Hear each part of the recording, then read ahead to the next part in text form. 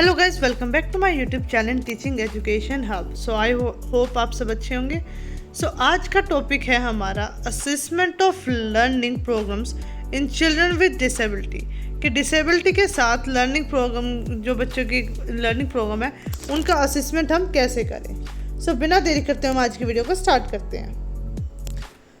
First of all concept, एक learning disability क्या होती है? एक न्यूरोलॉजिकल कंडीशन होती है जो हमारे ब्रेन की एबिलिटी को इफेक्ट करती है, ताकि वो मैसेजेस जो है वो सेंड, रिसीव और प्रोसेस करने में उन्हें टाइम लगता है या फिर दिक्कत आती है। तो इन लर्निंग प्रोग्राम के कॉजेज़ क्या होते हैं चिल्ड्रन में? ये हेरिडिटी से, ये कब कैसे आती है? हेरिडिटी के थ्रू आई, या फिर कोई बर्थ के बाद, या फिर ये बर्थ के टाइम पे उन्हें इलनेस हो जाए, कोई स्ट्रेस ड्यूरिंग इन्फेंसी, कि बचपन से उनमें ज़्यादा स्ट्रेस हो, इन्वायरमेंट से हो कि आसपास ज़्यादा टॉक्सिन का एक्सपोजर हो, या फिर कम्बोडिटी से। तो ये 5 कारणों से क्या होता है, एक बच्चे में जब डिसेबिलिटी होती है उसके साथ उसे लर्निंग प्रॉब्लम्स भी हो जाती हैं।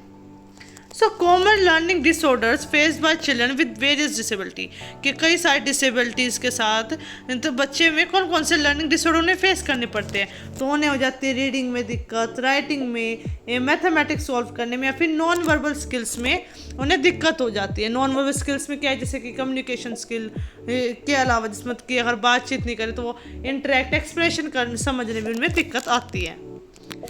The assessment of learning programs in children with various disabilities is a complex process that requires a team of professionals with expertise in the specific disability.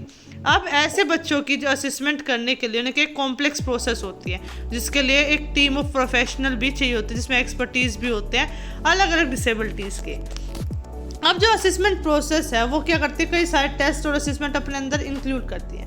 जैसे कि फर्स्ट टेस्ट है इसमें एकेडमिक अचीवमेंट टेस्ट। ये test क्या करता है, बच्चे की एक स्पेसिफिक एकेडमिक एरिया को मेजर करता है, परफॉर्मेंस। जैसे अगर रीडिंग को है तो रीडिंग को देखा कि बच्चा कितने इम्पैक्टिवली रीड कर रहा है, मैथ्स है तो मैथ्स को देखा कितनी इम्पैक्टिवली वो मैथ प्रोग्राम सॉल्व कर पा रहा है। तो ये क्या होगा, एकेडमिक अचीवमेंट टेस्ट, मतलब कि एकेडमिक में जो क्या अचीव कर पा रहा है बच्चा। दूसरा इंटेलिजेंस टेस्ट, इसमें क्या होता है, बच्चे की ओवरऑल इंटेलेक्चुअल एबिलिटी को मेजर किया जाता है कि कितना बच्चा इंटेलिजेंट है, उसकी कॉग्निटिव डेवलपमेंट कितनी हुई है, कितनी उसमें ब्रेन एबिलिटी है। Third is psycho educational assessment. Psycho educational assessment में क्या होता है, इसमें जो असेसमेंट है वो बच्चा क्या करता है, ये जो असेसमेंट है वो बच्चे की कॉग्निशन को, एकेडमिक को, बिहेवियर स्किल्स को इवेलुएट करने में मदद करता है, कि हमें जो गलतियाँ पता चल गई थी उसको इवेलुएशन करते हैं इसमें। न्यूरो साइकोलॉजिकल असेसमेंट, इस असेसमेंट में क्या होता है, बच्चे की जो चाइल्ड ब्रेन है उसके फंक्शन, स्ट्रक्चर, वो इवेलुएट होता है इस असेसमेंट के थ्रू। नेक्स्ट है स्पीच एंड लैंग्वेज असेसमेंट। ये असेसमेंट क्या करता है, बच्चे की चाइल्ड स्पीच और लैंग्वेज डेवलपमेंट को इवेलुएट करता है, फिर मेजर कर पाता है कि कितने बच्चे की जो स्पीच है और लैंग्वेज है वो कितनी डेवलप उसकी हुई है। तो ये तो हमने पढ़े कॉमन जो थे जो असेसमेंट के तरीके। अब कुछ स्पेसिफिक असेसमेंट की हम बात करते हैं। पहला हमारा है Woodcock Johnson test of achievement, जिसको हम शॉर्ट फॉर्म में WJ14 भी कहते हैं, मतलब 14 इट मीन्स 4 कहते हैं हम इसे। तो इस टेस्ट में क्या होता है कि कॉम्प्रिहेंसिव बैटरी ऑफ टेस्ट होता है जो एक इंडिविजुअल की एकेडमिक अचीवमेंट को मेजर करता है। इसमें देखो अचीवमेंट वर्ड है, इट मीन्स ये क्या करता है, एक इंडिविजुअल बच्चे की एकेडमिक अचीवमेंट को मेज़र करेगा कि उसके रीडिंग, मैथ, रिटन एरिया या फिर दूसरे एरियाज़ में उसकी अचीवमेंट कितनी हुई है। ये था हमारा पहला। दूसरा वेक्सलर इंडिविजुअल अचीवमेंट टेस्ट, इसमें भी सेम होता है, ये भी WIAT और 3। इसमें क्या था, इसका भी सेम है कि दूसरा तरीके, ये सेकंड वन हमारा कॉम्प्रिहेंसिव बैटरी ऑफ टेस्ट, जिसमें कहते हैं कि इंडिविजुअल बच्चे की ये एकेडमिक अचीवमेंट को एसेस करते हैं कि कितनी उसने गेन की, रीडिंग, राइटिंग और मैथ्स में कितनी उसकी एबिलिटीज़ अब उसने अचीव की है। Third is dynamic indicator of basic early literacy skill, जिसकी शॉर्ट फॉर्म है DIBELS। ये क्या एक सेट ऑफ ब्रीफ है जिसमें easy to administration measures that assess a child's early literacy skill. ये क्या होता है कि इसका ब्रीफ सेट है, ये स्टार्टिंग से चलता है, बिल्कुल स्टेप बाय स्टेप इजी होता है, बेसिक स्टेप से चलता है, जिसमें क्या होता है बच्चे की जो अर्ली लिटरेसी स्किल है वो कितनी गेन हुई, वो कैसी गेन हुई है, उसको एसेस करने में यूज़ किया जाता है। Fourth one is Kaufman test of educational achievement KTEA3। ये कॉम्प्रिहेंसिव है, ये भी बिल्कुल सेम जो फर्स्ट और सेकंड हमने पढ़े थे। ये भी क्या होता है, एक बच्चे की एकेडमिक अचीवमेंट्स को एसेस करने के लिए यूज़ किया जाता है, इसे जो कि रीडिंग, मैथ, रिटन लैंग्वेज या फिर दूसरे एरियाज को एसेस करती है। Fifth is Stanford bayonet intelligence scale SB5। ये क्या करता है, ये एक इंडिविजुअल बच्चे की जो ओवरऑल इंटेलेक्चुअल एबिलिटी है उसको मेजर करने में मदद करता है। मतलब कि इंटेलिजेंस है, मतलब कि क्या होगा, इंटेलेक्चुअल एबिलिटी को मेजर करने में मदद करेगा। फिर है WISC5।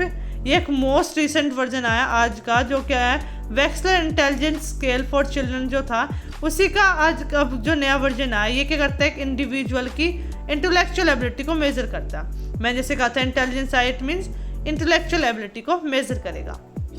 Last is NEPS5 second. ये क्या होता है, एक न्यूरोलॉजिकल असेसमेंट होता है जो एक इंडिविजुअल बच्चे की जो ब्रेन है, फंक्शनिंग है और उसका स्ट्रक्चर है उसको इवेलुएट करने में मदद करता है। न्यूरोलॉजिकल जब भी आए तो इट मीन्स बच्चे की जो बच्चे का जो ब्रेन फंक्शन है और स्ट्रक्चर है उसको असेस करने में ये मदद करेगा।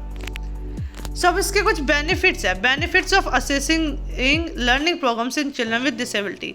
क्या कुछ बेनिफिट्स बताए हुए कि एक लर्निंग प्रोग्राम को असेस करने में उन बच्चों के जिनको डिसेबिलिटी भी है, तो उसमें क्या होगा, अर्ली आइडेंटिफिकेशन हो जाएगी, हमें पहले पता चल जाएगा कि बच्चे में कौन कौन सी लर्निंग प्रोग्राम्स है डिसेबिलिटी के साथ साथ। ग्रेटर पर्सनलाइज्ड लर्निंग प्लान्स बनेंगे, उनके अकॉर्डिंग हम इंडिविजुअल एजुकेशनल प्लान बनाएंगे। इम्प्रूव टीचिंग स्ट्रेटजीज को हम इम्प्रूव कर देंगे।